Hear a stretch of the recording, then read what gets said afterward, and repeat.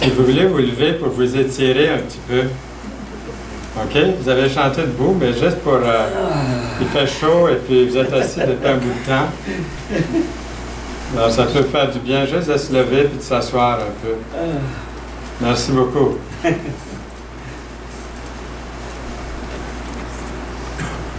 Donc, le message de ce matin, désirer la plénitude du Saint-Esprit. C'est quoi ça? La dernière fois, nous avons regardé ce sujet-là et puis j'ai manqué de temps. Je ne pensais pas qu'il y avait autant de choses à dire, puis il y en avait encore des tonnes. Mais je vais simplement faire une petite révision, puis nous allons entrer dans le sujet, dans le bon sujet de vif. Donc, tout a commencé pour moi il y a à peu près, mais ça faisait 20 ans que je connaissais Jésus-Christ comme mon sauveur personnel, en 1967. Alors, vous êtes en train de calculer combien de temps que ça fait. Alors, ça fait 65 ans, le 10 avril dernier, que j'ai accepté Jésus comme mon sauveur personnel. C'est comme si c'était hier. C'est une vie vraiment que j'ai aimée. Et puis, j'aimerais ça que le Seigneur me redonne encore une vie pour pouvoir la vivre à son service, puis encore mieux, avec tout ce que le Seigneur nous enseigne chaque jour. On peut le servir pour plusieurs vies. Mais en 1967, c'était la préparation de Sermon de la science à l'Expo 67. J'en ai déjà parlé, je crois. Et puis là, il y avait, on savait qu'il allait venir dans ce pavillon-là où l'Évangile serait présenté d'une façon attrayante avec les expériences scientifiques. Il y aurait des milliers de personnes qui viendraient. Et ça a été ça qui est arrivé aussi. Des milliers de personnes sont venues dans le pavillon. Donc, à partir de 1965, il fallait former des conseillers. Et ça faisait 20 ans que je connaissais le Seigneur comme mon sauveur personnel. J'étais sauvé, hein, le terme qu'on utilise toujours. Quand on est né de nouveau, on peut dire « je suis sauvé ». Mais c'était la première fois, pourtant, j'avais entendu parler de ce sujet-là, de témoigner dans la plénitude de l'Esprit. En tant que chrétien, j'ai l'Esprit de Dieu. Lorsque j'ai accepté Jésus comme mon sauveur personnel, l'Esprit de Dieu est entré en moi. C'est ça le baptême de l'Esprit à la conversion. Mais pourtant, j'avais appris, j'avais eu 3 ans à l'Institut biblique Bethel. On avait vraiment décortiqué cette doctrine du Saint-Esprit. Donc, j'avais des bonnes réponses. Mais jamais que ça nous avait été enseigné d'une façon pratique dans l'Église. Et il y avait un petit livre que je vous ai montré la dernière fois, et je vous pose la question ce matin à chacun de vous, ici dans ce lieu. Avez-vous fait la grande découverte de la plénitude du Saint-Esprit dans votre vie? Peut-être c'est un gros point d'interrogation pour peut-être quelqu'un, pour quelques-uns. Vous savez ce que c'est, la parole en parle, on a eu des messages là-dessus, mais vous, personnellement, après avoir accepté Jésus comme Sauveur et Seigneur dans votre vie, pouvez-vous dire, j'ai été rempli aujourd'hui, je suis rempli de l'Esprit de Dieu. C'est un message qui peut être contesté, contestataire, qui peut apporter des contradictions, parce que c'est un sujet délicat. Lorsque j'ai donné ce message-là pour la première fois, je pense que c'était dans une assemblée à Montréal. Puis quelques-uns étaient venus me trouver après et disaient « Écoute, Fernand, si quelqu'un pouvait dire qu'il est rempli du Saint-Esprit, il ferait des miracles, il marcherait au plafond, il sauterait, il serait excité. » Et là, je lui donnais toujours l'exemple de ma voiture qui était stationnée devant la porte, qui avait de l'essence dedans, une bonne batterie, un bon moteur, qui pouvait rouler jusqu'à la pousser au plafond, au plancher. Je pense qu'elle pourrait rouler peut-être 200 km/h, peut-être autour de ça. Elle a toute la puissance, même si elle est stationnée devant l'église. Elle a toute la puissance. Lorsque je vais reculer, tantôt je ne recule pas à 200 km/h. Elle a toute la puissance pourtant, mais seulement ce que je lui demande. Et le Saint-Esprit, c'est la même chose en vous, en moi. Nous sommes disposés à lui. Il nous utilise pour reculer, pour avancer, pour aller de côté, pour faire des grandes choses ou des toutes petites choses. dans sa volonté. Ça a été un message extraordinaire dans ma vie. Après 20 ans, après avoir connu le Seigneur comme Sauveur, je connaissais bien la doctrine, mais il y a des choses qui me revenaient à l'esprit, même à l'école biblique. Et ceux qui sont allés à l'école biblique, vous allez me comprendre là-dessus. Il y avait des professeurs qui venaient nous enseigner. C'était les meilleurs professeurs, je dirais, au monde pour nous enseigner la doctrine. Mais personnellement, je ne sentais pas que ce professeur-là était rempli de l'Esprit de Dieu. C'était un bon professeur.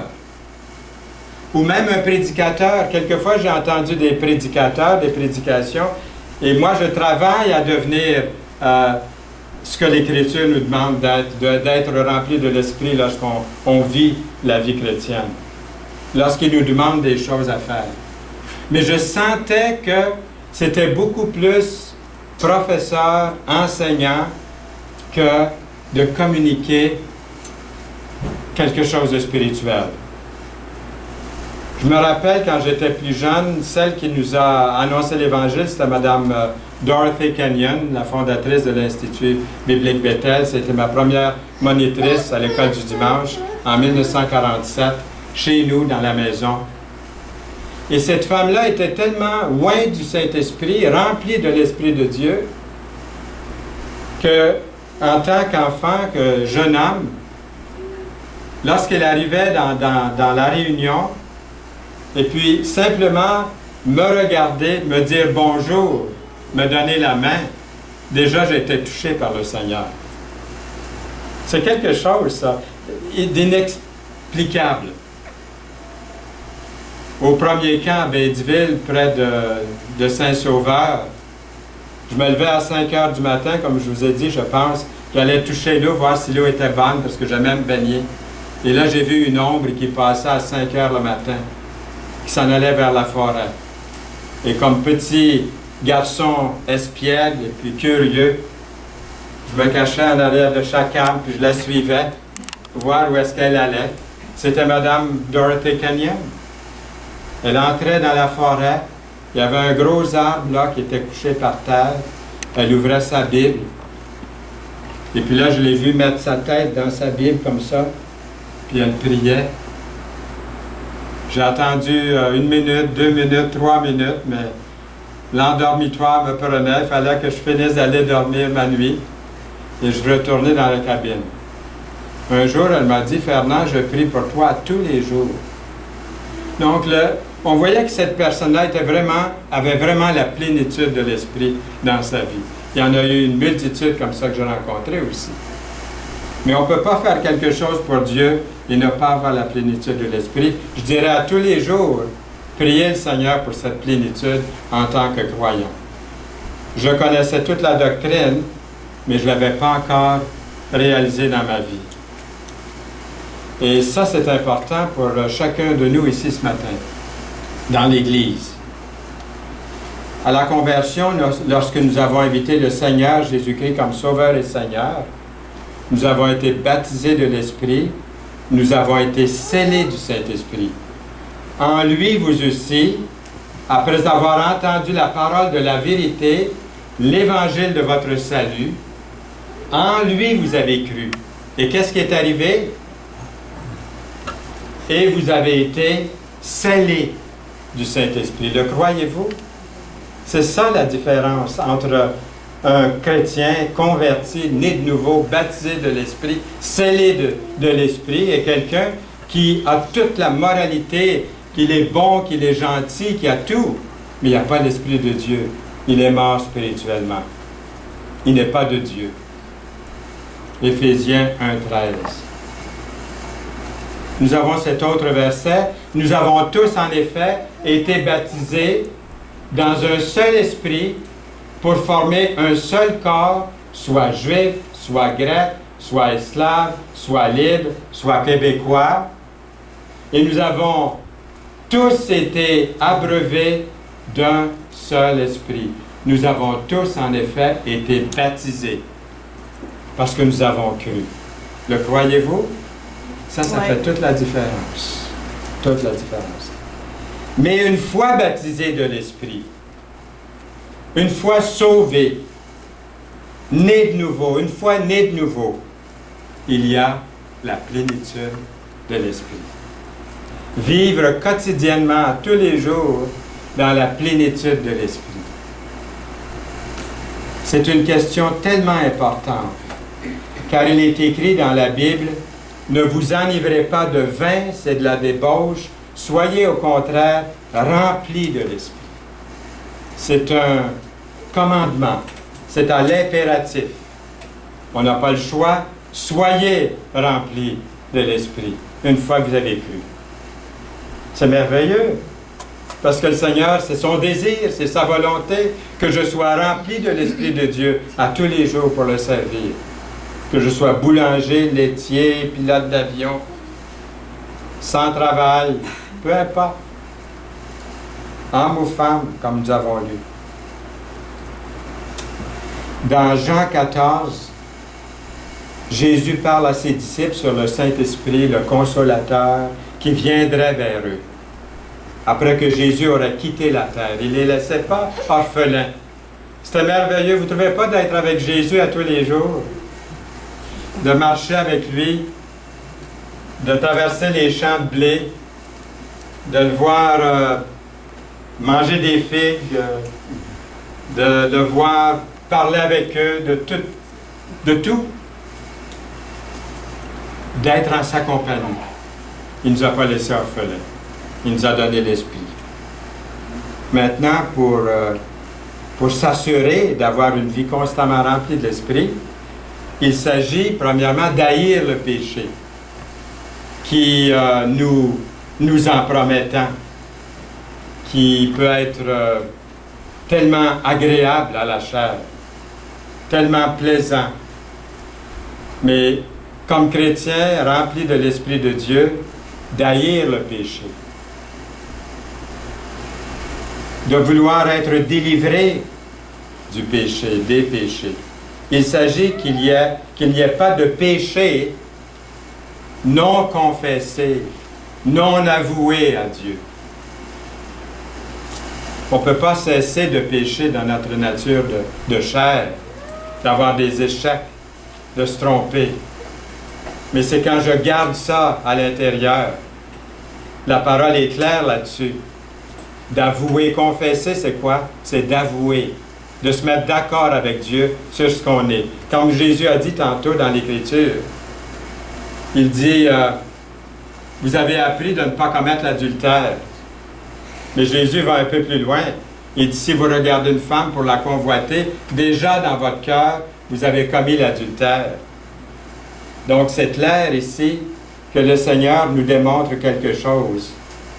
Que s'il y a des péchés de convoitise en moi, je ne dois pas les garder, je dois les confesser, les avouer à Dieu constamment. Et là, je garde cette plénitude de l'Esprit dans ma vie. Nous avons ce merveilleux verset. Si nous confessons nos péchés, qu'est-ce qui arrive?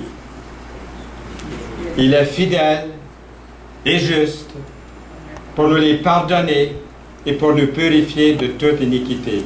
Le croyez-vous, ce verset-là? Est-ce que c'est écrit pour que ça paraisse bien sur la page de votre Bible? Si nous confessons nos péchés, il est fidèle et juste.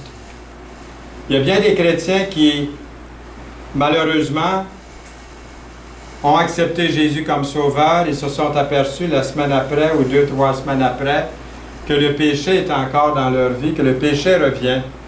Et là, ils commencent à porter leur péché. Ils commencent à porter leur faute.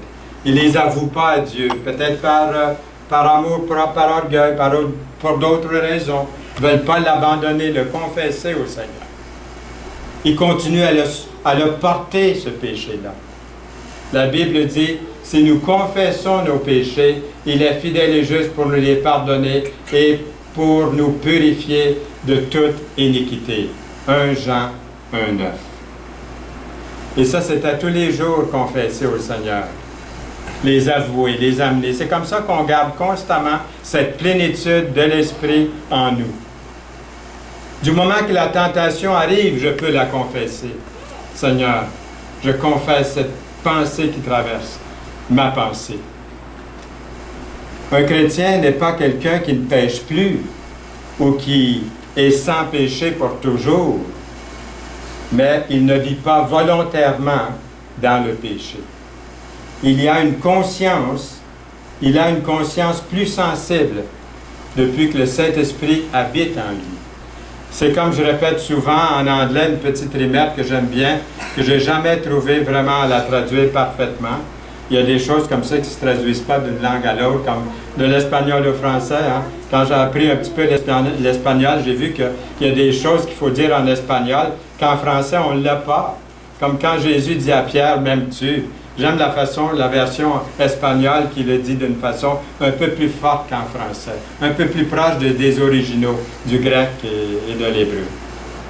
Donc ici, en anglais, ça dit « A Christian is not sinless, he's sinless ». Cette fois-ci, je l'ai écrit, parce que d'habitude, je vous le disais, mais quand c'est écrit comme ça, on voit mieux ce que le sens, là. Je vois Luc qui sourit, là. Toi, tu comprends bien ça, hein? Ceux qui comprennent bien l'anglais ici saisissent ici. Donc, a Christian is not sinless. Autrement dit, un chrétien n'est pas sans péché, il pêche moins. Mais même ça, en traduisant, je perds un petit peu ici, là, du sens de cette phrase-là. Moi, j'ai fait les deux, le français et l'anglais. Alors, je saisis ce sens important de ce dicton. Nous devons demander au Seigneur par la foi la plénitude de l'Esprit. On peut lui demander puis pas le croire, vous savez.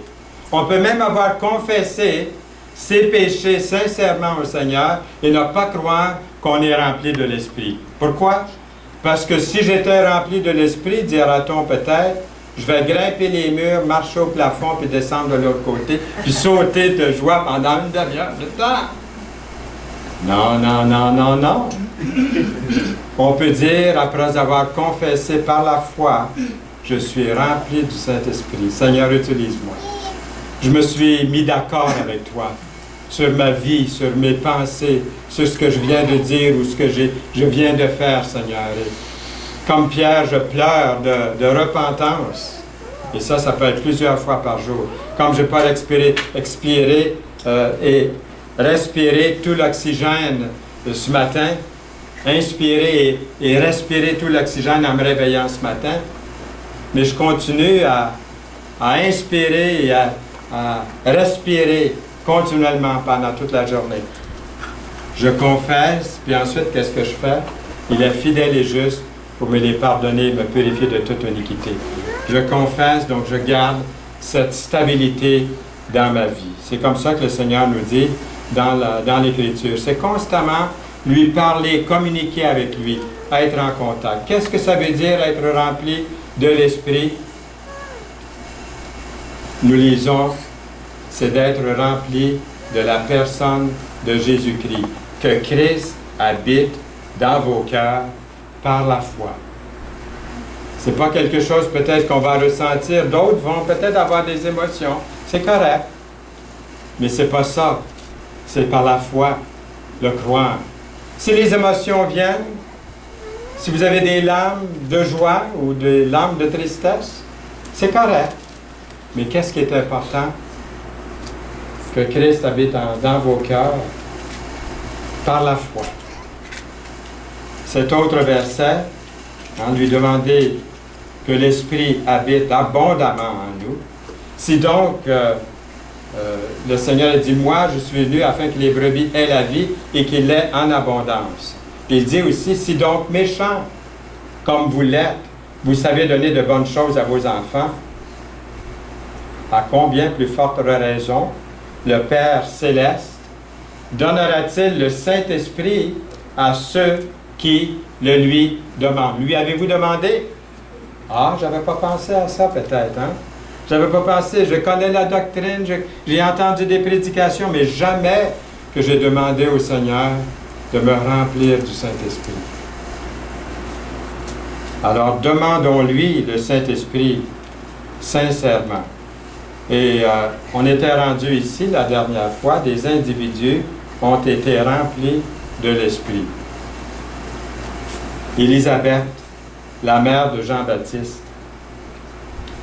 Dès qu'Élisabeth entendit la salutation de Marie, son enfant tressaillit dans son sein.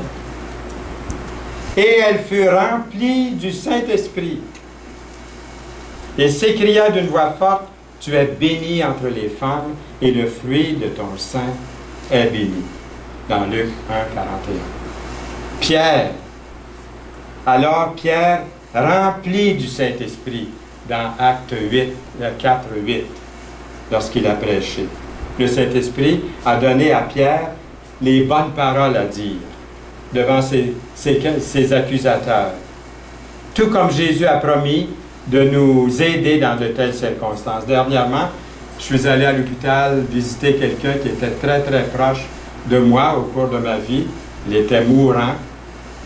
Et je savais que, d'après des conversations que j'avais eues avec lui dans le passé, qu'il était complètement décroché de Dieu et de sa parole. Alors en route, j'ai dit, Seigneur, je ne peux pas aller visiter cette personne-là si je n'ai pas la plénitude de l'Esprit. Et j'ai fait cette prière, Seigneur, donne-moi les paroles de ton Esprit pour lui parler. Et ça n'a pas été pareil une fois rendu là. Ça n'a pas été la même conversation que j'avais eue précédemment avec lui. Et en partant, il m'a dit, Fernand, un jour, on va se revoir. Donc, après avoir parlé avec lui, après avoir vu qu'il croyait au Seigneur et puis que ce qu'il avait appris jeune, c'était encore là, il y avait un fondement, il y avait sa parole. C'est pour ça, lorsqu'on parle à quelqu'un, peut-être qu'il peut y avoir des écarts dans la vie de quelqu'un de plusieurs années. Mais il ne faut pas perdre la foi. La personne peut revenir au Seigneur. Et que le Seigneur vous donne cette plénitude dans les bons moments, les bonnes paroles. Nous avons aussi Pierre ici, comme j'ai oublié de vous montrer. Il y a aussi Étienne. Étienne, rempli de l'Esprit, du Saint-Esprit, et fixant les regards vers le ciel, vit la gloire de Dieu. Et Jésus debout à la droite de Dieu, rempli du Saint-Esprit, Étienne, dans Acte 7, 55. Étienne était à quelques instants avant de mourir. Donc, avant de mourir, on peut être rempli du Saint-Esprit. Alors, si on peut l'être avant de mourir, quelques minutes, quelques instants avant de rendre l'âme, pourquoi ne pas être rempli du Saint-Esprit à tous les jours pendant qu'on est vivant? Ne pas attendre à la dernière minute, mais d'être rempli du Saint-Esprit constamment pour le servir. Étienne est largement accepté par plusieurs, par la plupart, comme le premier martyr chrétien.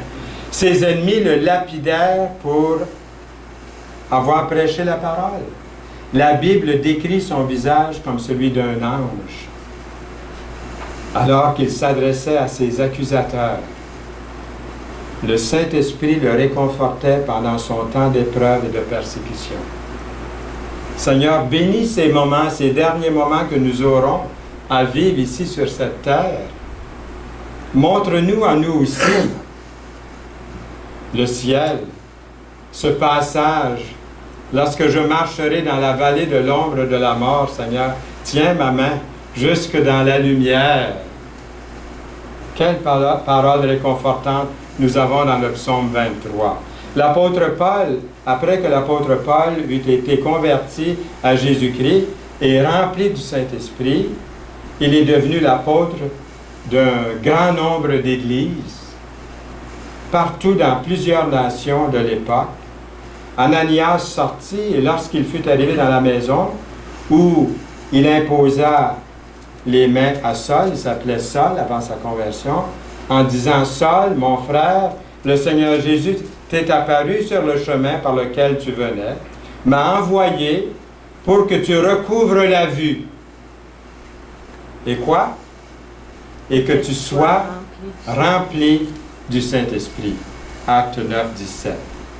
Quelles sont les démonstrations d'une vie remplie de l'Esprit? Une de ces choses, de ces démonstrations, c'est une puissance pour rendre témoignage. Regardez ce verset dans Acte 1, 8. « vous recevrez une puissance, le Saint-Esprit survenant sur vous, et vous serez mes témoins. À Jérusalem, dans toute la Judée, sur le boulevard Chambly, dans la Samarie et jusqu'aux extrémités de la terre, sur le boulevard Saint-Jean, partout où nous sommes. Une puissance, le Saint-Esprit. Parce qu'on a négligé ce sujet-là. Est-ce que j'ai négligé ce sujet-là des Saintes Écritures dans ma vie? Dans 2 Timothée 1,7, nous lisons « Car l'Esprit que Dieu nous a donné ne nous rend pas timides. Au contraire, son Esprit nous remplit de force, d'amour et de sagesse. » Je pense qu'on ne peut pas séparer ces trois-là. Hein? Oui. Amour, force, force. Il y en a qui sont arrêtés à force. Et je vous dis que ça frappe, ça cogne à force. Mais qu'est-ce qui vient après force? L'amour. Amour. Est-ce que j'ai la force? Est-ce que j'ai l'amour? Et qu'est-ce qui vient après l'amour? Sagesse. Pendant des années, au début de ma conversion, je me rappelle que je n'avais pas cette sagesse-là en témoignant. Donc, les trois vont bien ensemble. Force, amour et sagesse dans le témoignage. Et au fond, nous ne recherchons pas d'être remplis de l'Esprit Saint pour la simple raison d'être fort, d'être rempli d'amour, puis d'être rempli de sagesse pour soi-même, là, pour se divertir ou de posséder des dons surnaturels, puisque dans les prochaines séries, nous allons parler des dons, de votre don. Vous avez un don si vous êtes né de nouveau. Vous allez découvrir votre don, j'espère, et le mettre en valeur pour le Seigneur, pour l'Église. Pas l'utiliser seulement pour vous-même, pour moi-même, mais pour le Seigneur, pour son Église, l'édification de tous, de chacun. Pourquoi c'est si important que nous utilisions notre don spirituel pour témoigner aux autres, au sujet de Jésus? Dieu nous donne des dons spirituels, il vous en a donné. Il y a des gens qui me disent des fois, je ne connais pas mon don. Des fois, je le vois, leur don. Puis si j'ai le malheur de leur dire avant qu'ils le découvrent, ils sont déçus. Parce que ce n'est pas ce don-là qu'ils recherchaient. Ils recherchaient d'autres choses. Mais quelquefois, ils ont un don vraiment à développer. Et puis, peut-être on peut s'aider entre nous dans l'Église à découvrir les dons de chacun et à les mettre en valeur pour l'édification de l'Église. À commencer par le don du Saint-Esprit, la plénitude de l'Esprit que vous avez dans votre vie, afin que nous puissions être équipés pour faire avancer son royaume et être des témoins efficaces pour Jésus. Lorsque Jésus dit à ses disciples qu'ils seraient des témoins à Jérusalem, en Samarie, jusqu'aux extrémités de la terre, Jésus aurait pu potentiellement les offenser. Pourquoi? Parce que Jérusalem était leur ville natale. Puis Jésus parle de la Samarie, puis la Samarie était une région au nord, comme vous savez, où les Samaritains vivaient, puis là, il ne faut pas y aller, là, on ne les aime pas, eux autres. Ils ne sont pas fins. On n'aime pas traverser, même on fait un détour pour ne pas passer chez eux. Puis là, Jésus mentionne cette nation-là. Les Juifs n'aimaient pas les Samaritains, comme on le sait, en raison de leur histoire entachée et de leurs différentes pratiques religieuses. Mais maintenant, moi et vous, est-ce que nous aussi, nous devons être prêts à témoigner à ceux et celles qui sont différents de nous? Parce que nous ne devrions pas laisser certains préjugés nous empêcher de partager l'Évangile. Est-ce qu'on doit laisser ces préjugés nous empêcher de leur partager l'Évangile que nous rencontrons? Il m'est arrivé des fois de penser, oh non, pas lui, oh non, pas elle. Je ne témoignerai pas à ce gars-là ou à ce monsieur-là, pas à ce dame-là. Jamais dans 100 ans. Seigneur, envoie-y une autre personne pour lui témoigner. Ce n'est pas la personne avec qui, Seigneur, ça ne clique pas avec cette personne-là. Il n'y a pas d'atome crochu avec cette personne-là. Est-ce que je parle juste pour moi-même ou est-ce qu'il y en a d'autres ici qui ont déjà expérimenté ça? Ou ça me gêne trop, Seigneur. Ça me gêne trop de parler, de témoigner à cette paix. Est-ce que je suis le seul à avoir expérimenté ça? Agir comme Jésus, le Seigneur a dit, « Je suis le chemin, la vérité et la vie. Nul ne vient au Père que par moi. » C'est ça le message. Jésus est miséricordieux, rempli de bonté, un parfait contrôle de lui-même, fidèle à son Père, il a beaucoup de patience. Pensez-vous qu'il y a beaucoup de patience envers moi, envers vous? Il doit avoir beaucoup de patience, le Seigneur, pour pouvoir travailler avec nous, ses enfants. On s'attend à ce que les chrétiens fassent preuve d'amour, de joie, de paix, et qu'ils sachent se maîtriser aussi. Être rempli du Saint-Esprit peut faire toute la différence, rendre définitivement plus facile à marcher pour le Seigneur, comme Jésus a marché, et de devenir un peu plus comme lui. Nous lisons dans Galates 5, 22, ce verset que vous connaissez bien, « Le fruit de l'Esprit, c'est l'amour, la joie, la paix, la patience, la bonté, la bienveillance, la foi, la douceur, la maîtrise de soi. La loi n'est pas contre ces choses. » Galates 5, 22 et 23. Lorsque nous sommes venus, lorsque nous sommes remplis du Saint-Esprit, nous sommes venus au Seigneur, nous avons été remplis du Saint-Esprit, et ça c'est quelque chose qui... Nous avons été scellés du Saint-Esprit, mais remplis du Saint-Esprit, c'est une pratique de tous les jours, de tous les instants. Remplis du Saint-Esprit, notre nature spirituelle prédomine sur cette vieille nature de la chair, notre nature charnelle. Il y a plus de choses que Dieu peut faire en nous, et moins de notre chair qui revient à dire de combattre nos désirs charnels afin de servir Dieu plus facilement. L'Écriture nous dit d'abonder en espérance. On ne le voit peut-être pas se réaliser, et puis on se décourage avec soi-même, puis on porte le fardeau au lieu de se mettre d'accord, comme on l'a vu tantôt.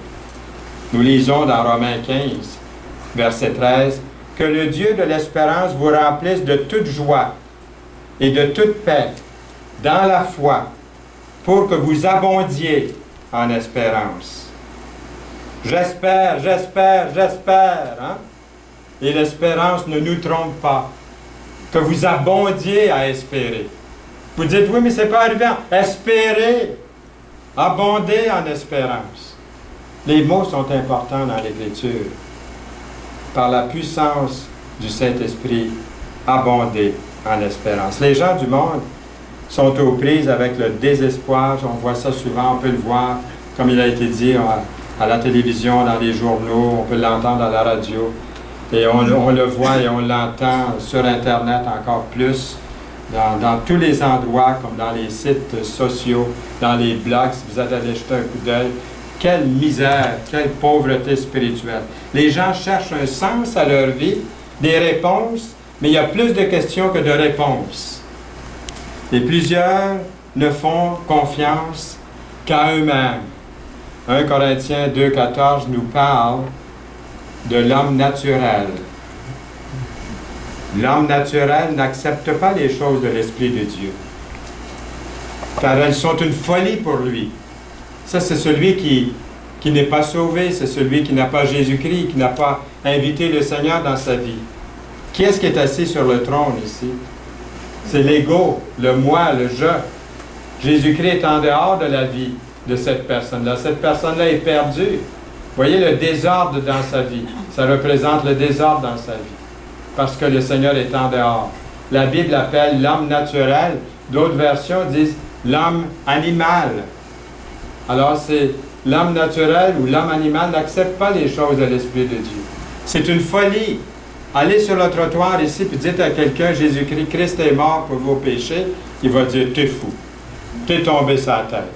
Il faut commencer par leur parler d'Adam et Ève, le péché d'Adam, la création, tout l'univers est sous la dominance du péché, avant même d'arriver à Jésus pour leur dire que Christ est mort pour les délivrer. Autrement, pour eux, c'est une folie.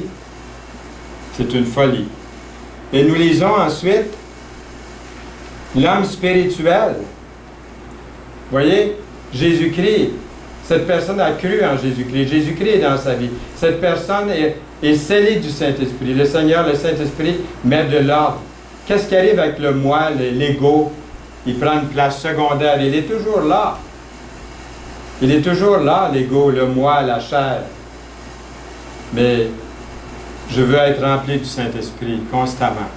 Je veux remplir les conditions pour être rempli de l'Esprit. Que ce soit lui qui règne, qui mette de l'ordre dans ma vie constamment. Ça, c'est l'homme spirituel. L'homme spirituel, au contraire, juge de tout. Et il n'est lui-même jugé par personne, car qui a connu la pensée du Seigneur pour l'instruire? Or, nous avons la pensée de Christ. Il règne dans ma vie, il règne dans votre vie.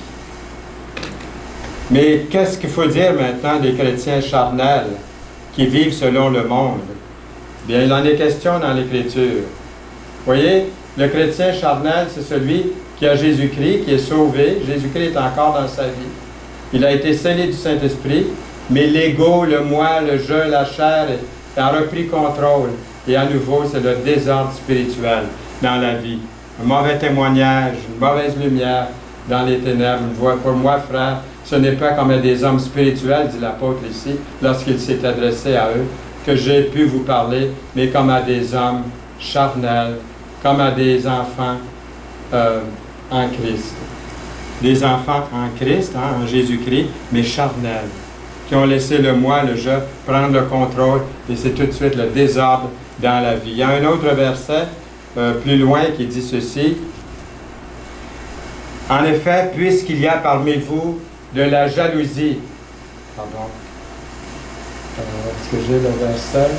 Oui. Ici, le verset. En effet, puisqu'il y a parmi vous de la jalousie et des disputes, n'êtes-vous pas charnels et ne marchez-vous pas selon l'homme? Donc, il mentionne certaines choses, comme la jalousie, les disputes, mais la liste est longue. Elle n'est pas toute là, la liste. Hein? Il y en a d'autres que ces deux-là mentionnés.